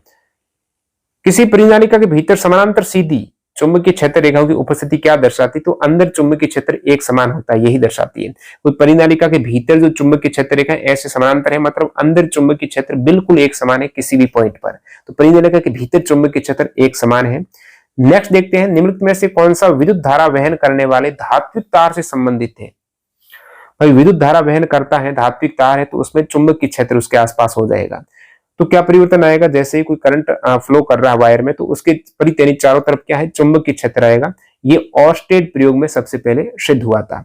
नेक्स्ट बात करते हैं, चुंबकीय क्षेत्र में रखे धारावाही चालक पर लगने वाले बल की दिशा की पहचान करने में कौन सा नियम सहायक होता है। तो बल, चुंबकीय क्षेत्र में आपने कोई भी धारावाही चालक, जिस प्रकार विद्युत मोटर में आपने आर्मेचर रखा था, तो बल की दिशा फ्लेमिंग लेफ्ट हैंड रूल से काम में ली जाती है। बार बार आ रहा सवाल, फ्लेमिंग का ये लेफ्ट हैंड रूल, बाय यानी लेफ्ट हैंड, इस नियम का उपयोग विद्युत मोटर में गति की दिशा निर्धारित करने के लिए किया जाता है। कौन सी अंगुली बल या गति की दिशा, बल या गति की दिशा दर्शाता है अंगूठा अपना, और जो इंडेक्स फिंगर है ना वो दर्शाती है चुंबकीय क्षेत्र की दिशा, मिडिल फिंगर है ना ये दर्शाती है आपका करंट की दिशा, उसमें जो करंट फ्लो हो रहा है उसकी। नेक्स्ट वन, यहां पर निम्नलिखित में से क्या ज्ञात करने के लिए दक्षिण हस्त अंगुष्ठ नियम, राइट हैंड थंब रूल का प्रयोग किया जाता है। जैसे धारावाही चालक हो तो धारावाही चालक के परित चुंबकीय क्षेत्र की दिशा ज्ञात करनी है, तो जो आपका अंगूठा है राइट हैंड का, वो धारावाही चालक में जो धारा है उसकी दिशा में रहेगा, और जो अंगुली मुड़ी हुई अंगुलियां हैं वो आपके दर्शाएगी चुंबकीय क्षेत्र की दिशा को। तो धारावाही चालक के परित चुंबकीय क्षेत्र की दिशा के लिए दक्षिण हस्त अंगुष्ठ नियम। निम्नलिखित में से कौन सा विकल्प किसी परिनालिका के बाहर चुंबकीय क्षेत्र की दिशा का सही वर्णन करता है। परिनालिका के बाहर है ना, जिस प्रकार आप छड़ चुंबक में देखते हो, नॉर्थ से साउथ पोल की तरफ आपका चुंबकीय क्षेत्र रहता है बाहर, और अंदर साउथ से नॉर्थ की तरफ रहता है। निम्नलिखित में से कौन सा कथन सत्य है। किसी परिनालिका के अंदर चुंबकीय क्षेत्र रेखा वर्ताकार होती है, अंदर तो बिल्कुल अक्ष के समानांतर रहेगी, बाहर ऐसे वर्ताकार रहेगी, तो ये तो गलत बात है। किसी परिनालिका में प्रति इकाई लंबाई में फेरों की संख्या बढ़ाने पर परिनालिका में चुंबकीय क्षेत्र की तीव्रता बढ़ती है। जैसे लंबाई, जैसे एक में मान लेता हूं, फीट मान लेता हूं, 1 मीटर मान लिया लंबाई, तो उस 1 मीटर लंबाई में आप पहले मान लेते 5 फेरे थे, अब यहां पर आपने फेरों की संख्या बढ़ा दी है, तो चुंबकीय क्षेत्र की तीव्रता बढ़ जाएगी, तो सही बात है। विद्युत धारा प्रवाहित करने वाली परिनालिका के अंदर चुंबकीय क्षेत्र विद्युत धारा की तीव्रता पर निर्भर नहीं करता है। विद्युत धारा की तीव्रता पर निर्भर तो करेगा ना, करंट चुंबकीय क्षेत्र भले ही कहीं पर भी हो, वो डिपेंड करेगा आई के समानुपाती होता हमेशा। तो ये तो गलत बात कह दी इन्होंने। तार का प्रतिरोध बढ़ाने पर परिनालिका में चुंबकीय क्षेत्र की तीव्रता बढ़ जाती है। प्रतिरोध बढ़ाएंगे तो करंट कम फ्लो होगा, तो चुंबकीय क्षेत्र की तीव्रता बढ़ेगी कैसे, ये भी गलत बात है। तो केवल बी ही करेक्ट है। नेक्स्ट है, चुंबकीय क्षेत्र रेखाओं के बारे में निम्नलिखित में से कौन सा कथन सही है, और इसमें सही स्टेटमेंट आपका हो जाएगा, वे चुंबक के अंदर और बाहर बंद लूप बनाती है। चुंबक के अंदर और बाहर दोनों मिलकर बंद लूप बना देगी, ये करेक्ट है। आवेशित कणों का मार्ग दिखाती हैं, ये विद्युत रेखाएं होती है। वे केवल चुंबक के केंद्र से उत्पन्न होती है, नहीं, ध्रुव से उत्पन्न होती है। वे चुंबक के अंदर, वे हमेशा काटती है, कभी भी नहीं काटती है, तो एक ही आपका करेक्ट है। अगला, घरेलू परिपथ में लाइव वायर सामर्थ्य किस रंग का होता है। लाइव वायर होता है, जैसे आप फेज वायर कहते हो, ठीक है, फेज वायर, इसी लाइव वायर को कहा जाता है धनात्मक वायर कहा जाता है। इसका कलर होता है रेड। एक आपका होता है न्यूट्रल वायर, न्यूट्रल वायर का कलर होता है काला, इसका वोल्टेज 0 पर रहेगा, 0 वोल्ट, और ये नेगेटिव वायर कहा जाता है। एक आपका होता है अर्थिंग वाला, तो अर्थिंग वाले वायर का कलर होता है हरा, ठीक है। नेक्स्ट यहां पर बात करते हैं, घरेलू परिपथ में विशेष रूप से धातु उपकरणों के लिए हरे रंग के विद्युत रोधी अर्थ तार का प्राथमिक सुरक्षा कार्य क्या है। तो घरों में जो आपके अर्थिंग की जाती है उसका उद्देश्य रहता है, यदि किसी भी घरेलू उपकरण है उसमें यदि करंट लीक हो जाता है, तो करंट फॉल्ट हो जाता, लीक हो जाता है ना, परिपथ फॉल्ट हो जाए, लीक होने के केस में आप डायरेक्टली हाथ लगाएंगे तो आपका प्रतिरोध बहुत ज्यादा है, तो आपको झटका लगेगा, फिर ग्राउंड में जाएगा वो करंट, तो झटका तो लग गया ना आपको। यदि आपने क्या किया, कम प्रतिरोध का एक वायर, भाई आपका प्रतिरोध और वायर का प्रतिरोध कितना कम होता है, तो कम प्रतिरोध का वायर है ना, उससे आपने वो ग्राउंड में करंट भेज दिया उस साधित्र से, उस उपकरण से, यदि लीक करंट था फॉल्ट की वजह से, तो आपका अर्थिंग वायर से वो भेजा जाता है हरे रंग का।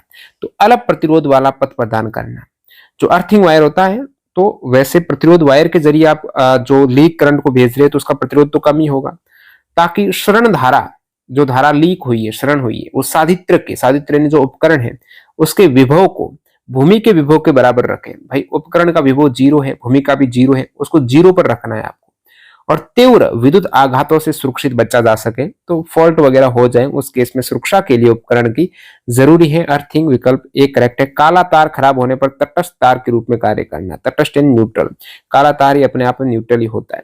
अतिरिक्त धारा को भूमि में मोड़ने के लिए उच्च प्रतिरोध का पथ, उच्च प्रतिरोध का पथ नहीं, बहुत कम प्रतिरोध का पथ। वोल्टेज को 220 वोल्ट पर स्थिर करना नहीं, वोल्टेज को शून्य कर देना। चुंबकीय क्षेत्र सबसे प्रबल होता है। चुंबकीय क्षेत्र है चालक के निकट, चालक से समदूरस्थ, चालक से दूर, परिनालिका के बाहर। चुंबकीय क्षेत्र जितना आप चालक के निकट रहेंगे उतना ही प्रबल रहेगा। तो बी समानुपाती आपका धारा के समानुपाती होता है। चालक के निकट आर कम क्षेत्र सबसे प्रबल होगा। ठीक है, ये व्युत्क्रम होता है। दिए गए कथनों को ध्यानपूर्वक पढ़ें और सही विकल्प का चयन करें। पहला स्टेटमेंट है फ्लेमिंग के लेफ्ट हैंड नियम का उपयोग चुंबकीय क्षेत्र में रखे धारावाही चालक पर बल की दिशा ज्ञात करने के लिए। बिल्कुल करेक्ट है। चुंबकीय क्षेत्र में आपने कोई धारावाही चालक रखा है, वायर रखा है जिसमें करंट फ्लो हो रही है और उस पर लगने वाले बल की दिशा ज्ञात करने के लिए आप फ्लेमिंग का लेफ्ट हैंड रूल काम में लेते हो। चालक पर बल धारा और चुंबकीय क्षेत्र दोनों के लंबवत कार्य करता है, तो ये वाला भी करेक्ट है, दोनों ही सही है। एक सीधे धारावाही चालक के साथ एक चुंबकीय क्षेत्र जुड़ा है। चुंबकीय क्षेत्र के मान के संबंध में निम्नलिखित में से कौन सा सही है? तो धारावाही चालक के साथ में चुंबकीय क्षेत्र जुड़ा हुआ है। जैसे जैसे हम चालक से दूर जाएंगे चुंबकीय क्षेत्र बढ़ता जाएगा, घटता जाएगा। जैसे जैसे हम चालक से दूर जाएंगे चुंबकीय क्षेत्र कम होता जाएगा। करेक्ट है एक। तो जब चालक में प्रवाहित धारा बढ़ेगी चुंबकीय क्षेत्र भी बढ़ेगा, ये भी करेक्ट है। धारा बढ़ेगी चुंबकीय क्षेत्र बढ़ेगा ना, धारा के समानुपाती है। जब चालक से प्रवाहित धारा बढ़ेगी तो चुंबकीय क्षेत्र सबसे पहले घटेगा, घटेगा नहीं। तो दो करेक्ट है, 2 और 3। नेक्स्ट देखते हैं घरेलू बिजली आपूर्ति में निम्नलिखित में से कौन सा कथन तारों के रंग कोड का सही वर्णन है? लाइव वायर होता है आपका लाल होता है, न्यूट्रल आपका काला होता है, अर्थ आपका हरा होता है। ए वाला करेक्ट हो जाएगा।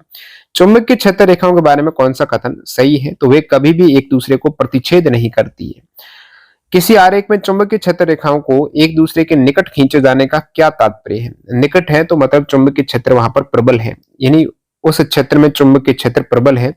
नेक्स्ट, धारावाही चालक के पास रखी गई कंपास सुई विक्षेपण दर्शाती है, क्योंकि धारावाही चालक एक चुंबकीय क्षेत्र उत्पन्न करती है। तो धारा विद्युत धारा हमेशा एक चुंबकीय क्षेत्र उत्पन्न करती है, ऑस्टेड ने सबसे पहले बताया था। नेक्स्ट है निम्नलिखित कथनों में से सही स्टेटमेंट है जब क्षेत्र रेखाएं सघन होती है तो किसी बिंदु पर चुंबकीय क्षेत्र शून्य नहीं होगा। सघन क्षेत्र रेखाएं तो वहां पर प्रबल होगा, तो ये तो गलत बात है, ये तो गलत हो गया। चुंबकीय क्षेत्र रेखाएं सदैव चुंबक के उत्तर ध्रुव से निकलती है और चुंबक के दक्षिणी बाहर दक्षिण ध्रुव में प्रवेश करती है, एकदम करेक्ट है। चुंबकीय क्षेत्र रेखाएं दक्षिण वाला तो अंदर होगा, बाहर नहीं होगा। चुंबकीय क्षेत्र एक दूसरे प्रतिच्छेद नहीं करती, तो बी ही करेक्ट है। दाहिने हाथ के अंगूठे के नियम के अनुसार दक्षिण राइट हैंड थंब रूल, यदि अंगूठा धारा की दिशा में हो तो अंगुलियां हैं वो चुंबकीय क्षेत्र की दिशा को दर्शाएगी। चुंबकीय क्षेत्र वह राशि है जिसमें परिमाण और दिशा दोनों ही होता है, सदिश राशि है, परिमाण भी होता है और चुंबकीय क्षेत्र की दिशा भी होती है। अगला है एक सोलेनॉइड चुंबक की तरह व्यवहार करता है क्योंकि। परिनालिका चुंबक की तरह व्यवहार करता है क्योंकि इसके फेरों में प्रवाहित धारा एक चुंबकीय क्षेत्र उत्पन्न करती है। परिनालिका के जो फेरे हैं उसमें धारा करंट फ्लो होती है तो एक चुंबकीय क्षेत्र बनाती है बार मैग्नेट की तरह। तो ये आपका सी करेक्ट हो जाएगा। अगला सवाल, चुंबकीय क्षेत्र को सदिश राशि के रूप में मानने बनाने वाला मूलभूत गुण है क्योंकि इसमें दिशा और परिमाण दोनों होते हैं। जिसमें दिशा और परिमाण है वो सदिश है, दिशा है ना रेखाओं की, चुंबकीय क्षेत्र रेखाओं की। किसी छड़ चुंबक की चारों ओर लोह चूर्ण से बना पैटर्न प्रदर्शित करता है। तो बार मैग्नेट है और फिर लोह चूर्ण, लोह रेतन, लोह चूर्ण है, उसका एक इस प्रकार वर्ताकार पैटर्न बनता है। ये चुंबकीय क्षेत्र रेखाएं होती है। क्या होती है? चुंबकीय क्षेत्र रेखाएं होती है। अगला सवाल, घरेलू सर्किट में भूसंपर्क तार का मुख्य उद्देश्य क्या है? अर्थिंग है, विद्युत आघातों से बचाना। भूसंपर्क तार है, इसका उद्देश्य है फॉल्ट होने पर धारा को कम प्रतिरोध पथ से भूमि में भेजना। फॉल्ट हो जाए, करंट लीक हो जाए तो कम प्रतिरोध यानी ऐसे वायर से भूमि में भेजना जिसका कलर हरा होगा, ताकि उपकरण का धातु भाग भूमि के विभव पर रहे, व्यक्ति को विद्युत आघात शॉक न लगे। इस प्रकार आपने देखे 66 क्वेश्चंस। अब कुछ इंपोर्टेंट पॉइंट है जो रह गए हैं, इन 66 क्वेश्चंस में नहीं आए तो वो बता देता हूं। आपकी गैल्वेनोमीटर के बारे में बात हो रखी है चैप्टर में। तो गैल्वेनोमीटर एक ऐसा उपकरण है जिसका उपयोग किसी विद्युत परिपथ में विद्युत धारा की उपस्थिति का पता लगाना है। किसी भी परिपथ में आपको पता करना है कि करंट फ्लो हो रहा है कि नहीं हो रहा है, तो वहां पर गैल्वेनोमीटर बहुत ही कम विद्युत धारा को भी डिटेक्ट कर लेता है। तो गैल्वेनोमीटर में विद्युत मोटर की तरह ही कार्य होता है। तो गैल्वेनोमीटर का कार्य सिद्धांत चुंबकीय क्षेत्र में धारावाही कुंडली पर लगने वाले बल पर आधारित है, जो विद्युत मोटर में होता है। चुंबकीय क्षेत्र में आपने धारावाही वहां पर आर्मेचर रखा था ना, इसी प्रकार धारावाहिक कुंडली पर जो बल लगता है ना, जब वहां पर चुंबकीय क्षेत्र रहेगा इसके अंदर परमानेंट और करंट फ्लो हुई तो धारावाहिक कुंडली पर एक फोर्स अप्लाई होगा और उसी फोर्स से पता चलेगा कि उसमें करंट वो विक्षेप दर्शा देगा उसका सुई। तो गैल्वेनोमीटर की कुंडली में भी प्रवाहित होगी तो चुंबकीय क्षेत्र के कारण इस कुंडली पर एक बल लगता है जो इसे घुमा देगा। कुंडली से जुड़ी एक सुई एक पैमाने पर इंगित करती है जो धारा की मात्रा को दर्शाएगी। ध्यान दें गैल्वेनोमीटर में यदि कम प्रतिरोध आप समानांतर क्रम में जोड़ देंगे तो अमीटर बना देगा। अमीटर का प्रतिरोध लगभग आदर्श के केस में 0 होना चाहिए और यदि आपका वोल्ट मीटर है वो समानांतर क्रम में जोड़ता है उसका प्रतिरोध बहुत ज्यादा होना चाहिए ताकि उसमें करंट फ्लो ना हो सके। गैल्वेनोमीटर में एक उच्च प्रतिरोध आप श्रृंखला में जोड़ेंगे तो वोल्ट मीटर बना देगा। विद्युत चुंबकीय प्रेरण के बारे में यहाँ पर ज्यादा इस वीडियो के क्वेश्चंस में बात नहीं हुई है।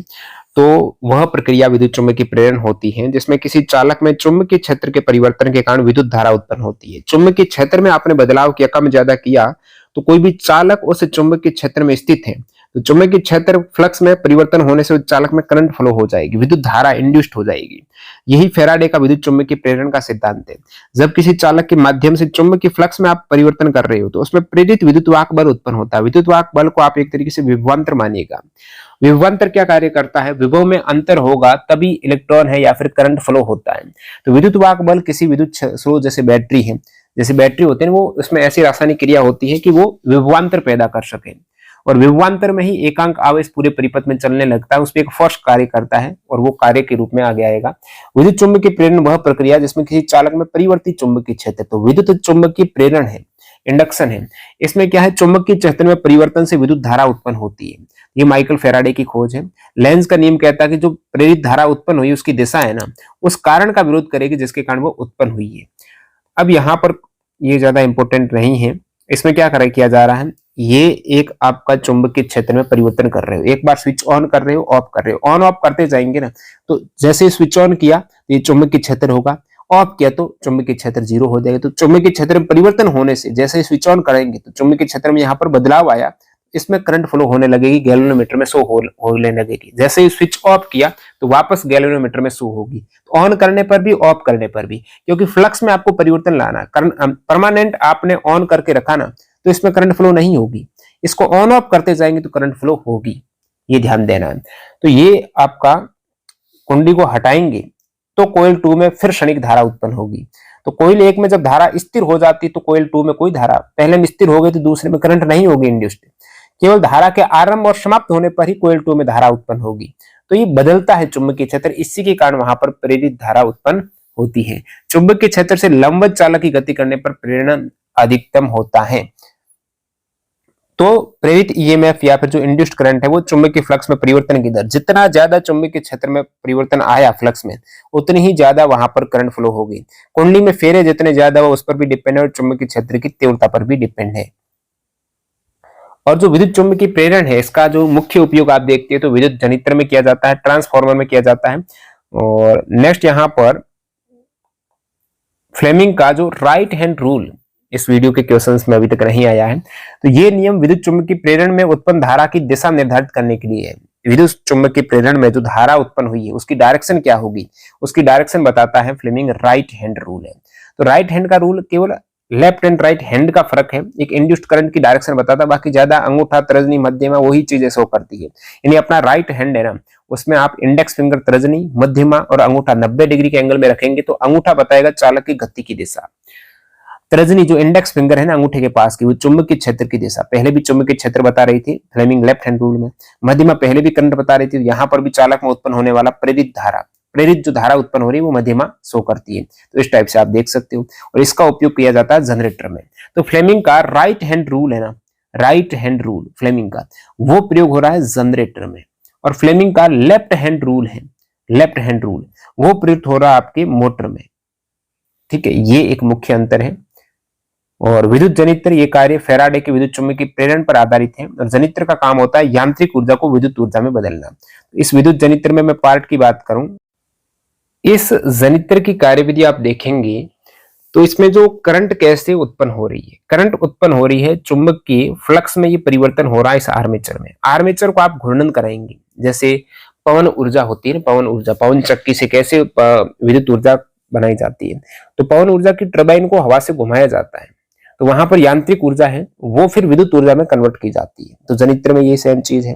इस टरबाइन को, ठीक है, घुमाने से, आर्मेचर को घुमाने से ये चुंबकीय क्षेत्र रेखाएं है ना, इसमें परिवर्तन आएगा।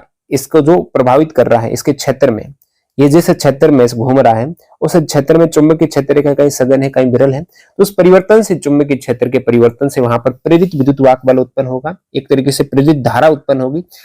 और उस प्रेरित धारा की दिशा फ्लेमिंग के राइट हैंड रूल से ज्ञात की जाती है। और इसमें एक मैं परिवर्तन बताऊं, जिस प्रकार मोटर में आपने देखा यहाँ पर स्पिल्ट रिंग थी, इधर यहाँ पर स्लिप रिंग है, पूरी स्लिप रिंग है। ध्यान देना, इसमें भी दो जनित्र होते हैं, एक डीसी होता है, एक एसी होता है। एसी जनित्र में ये वाली स्लिप रिंग होती है, एसी में आप स्लिप करते हो, ये याद रखो। डीसी में होती है स्पिल्ट रिंग, क्योंकि डीसी में आपको डायरेक्शन चेंज नहीं करनी है करंट की। इधर तो हर आधे चक्कर में डायरेक्शन चेंज होगी, सी डी ए बी पर आएगा, ए बी इधर आएगा, तो हर आधे चक्कर में एसी में चेंज ही होती है। और क्या होता है, हर आधे चक्कर में डायरेक्शन। डीसी में नहीं होती, तो वहां पर विभक्त वाले काम में ले लेंगे आप, जो आपको करंट प्राप्त होगी उसमें नहीं होगी फिर डायरेक्शन चेंज। तो ये चीज होती है एसी और डीसी। बाकी ये आप बाह्य बल से, यांत्रिक बल से इसको घुमाएंगे आर्मेचर को, और वहां से आपका इंड्यूस्ड करंट है वो पैदा होगा, और इससे आपका डिटेक्ट हो जाएगा इंड्यूस्ड करंट। तो ये सारी विधि रहेगी। और इसमें भी दो जनित्र होते हैं, एक आपका दिष्ट धारा जनित्र और एक आपका प्रत्यावर्ती धारा। ये प्रत्यावर्ती धारा में आधे घूर्णन के बाद धारा की दिशा बदलती रहती है। और दिष्ट धारा जनित्र में, जिसमें होता है स्पिल्ट रिंग, यदि स्लिप वलयों के स्थान पर विभक्त वलय प्रयोग करते तो हर आधे चक्कर पर बुशों के संपर्क भी बदलते हैं, इससे गैल्वेनोमीटर में धारा की दिशा नहीं बदलती है। तो ध्यान देना, एसी जनित्र में स्लिप रिंग्स काम में लेते हैं, डीसी जनित्र में स्पिल्ट रिंग काम में लेते हैं। ये इसके लिए इंपोर्टेंट थी। बाकी ज्यादा एक चीज और है जो मैंने आपको बता रखा है, प्रत्यावर्ती धारा की आवृत्ति होती है 50 हर्ट्ज होती है, एसी प्रत्यावर्ती धारा। तो प्रत्यावर्ती धारा की 50 हर्ट्ज, 1 हर्ट्ज का क्या मतलब हुआ, 1 हर्ट्ज का मतलब है 1 सेकंड में, हर्ट्ज होता है प्रति सेकंड आप कितना चक्र कर रहे हो, 1 सेकंड में 50 चक्र, फ्रीक्वेंसी है ना, फ्रीक्वेंसी 1 सेकंड में कितना दोलन, कितना चक्र, 1 सेकंड में 50 चक्र। तो 1 सेकंड में 50 चक्र, और एक चक्र में आपको बताऊं 2 बार दिशा बदलती है। आधे चक्कर में दिशा बदल रही, तो हर आधे चक्कर में नहीं, 50 चक्कर में 100 बार। 1 सेकंड में करंट है ना एसी 100 बार अपनी दिशा बदलता है 1 सेकंड में। तो एक बार दिशा बदलने में हर 1/100 सेकंड में वो अपनी दिशा बदलता है। कहने का मतलब ये है। घरों में आमतौर पर एसी ही आती है। तो ये आपकी चीजें और थी जो आपको बता दी। बाकी आप ये पूरी ई बुक भी ले सकते हो 9-10 एनसीईआरटी की, जिसमें पूरा चैप्टर वाइज आपकी फैक्ट है।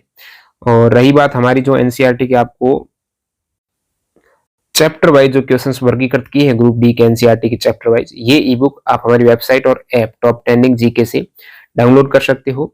कूपन कोड एक बार फिर बता देता हूं, टीग्राम 25 कूपन कोड आपको यूज करना, मैक्सिमम डिस्काउंट मिल जाएगा। कोई एरर आती तो आप बताना, मैसेज भी कर सकते हो इधर। मिलते हैं नई वीडियो में, धन्यवाद।